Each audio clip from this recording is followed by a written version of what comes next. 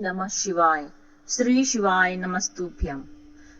भगवान भोलेनाथ को बेहद जल्दी प्रसन्न होने वाला देवता माना जाता है। भोलेनाथ का विवाह पार्वती जी के साथ हुआ था। इसके लिए पार्वती जी ने सैकड़ों वर्षों तक कठिन तपस्या की थी। तपस्या के बाद एक वक्त ऐसा भी आया जब माता पार्वती जी को भगवान शिव की परीक्षा का सामना करना पड़ा। आइए जानते हैं ये पौराणिक कथा। पौराणिक कथाओं के अनुसार माता पार्वती ने भगवान शिव को अपने पति के रूप में पाने के लिए सैकड़ों वर्षों तक कठोर तपस्या की थी। उनकी तपस्या को देखकर देवताओं ने शिवजी से देवी पार्वती की मनोकामना पूरी करने की प्रार्थना की थी। इसके बाद भोलेनाथ ने सप्त ऋषियों को पार्वती जी की परीक्षा लेने के लिए भेजा।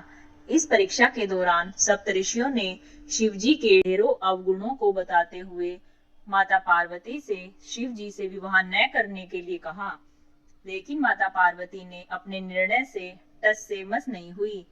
इस पर खुद भोलेनाथ ने माता पार्वती की परीक्षा लेने का निर्णय किया। माता पार्वती के तप से प्रसन्न होकर शंकर जी उनके सामने प्रकट हुए और उन्हें वरदान देकर अंतर्ध्यान हो गए। कुछ क्षणों बाद ही एक मगरमच्छ ने एक लड़के को पकड़ लिया और लड़का मदद के लिए पुकारने लगा। बच्चे की आवाज सुनकर पार्वती जी नदी किनारे पहुंची और उनका मन द्रवित हो गया। इस बीच लड़के ने माता पार्वती को देखकर कहा कि मेरी न माँ है न बाप है न कोई मित्र ही है।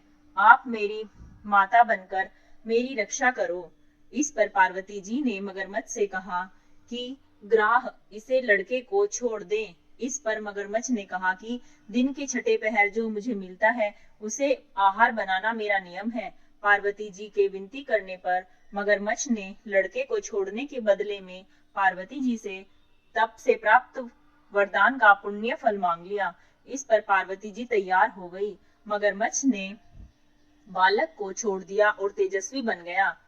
अपने तप का फलदान करने के बाद पार्वती जी ने बालक को बचा लिया और एक बार फिर भोलेनाथ को प्रसन्न करने के लिए तप करने बैठ गई। इस पर भोलेनाथ दोबारा प्रकट हुए और पूछा कि तुम अब क्यों तप कर रही हो? मैंने तुम्हें पहले ही मनचाहा दान दे दिया है। इस पर पार्वती जी ने अपने तप का फल दान करने की बात कही।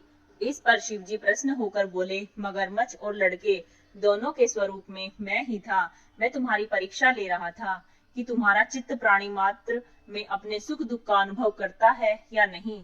तुम्हारी परीक्षा लेने के लिए ही मैंने ये लीला रचाई थी। अनेकों रूप में दिखने वाला मैं ही एक सत्य हूँ।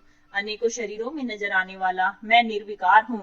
इस तरह पार्वती जी शिव जी की परीक्षा में उत्तीर्ण हुई और उनकी अर्धांगिनी बनी। ओम नमः शिवाय। श्री शिवाय नमस्तुभ्यम।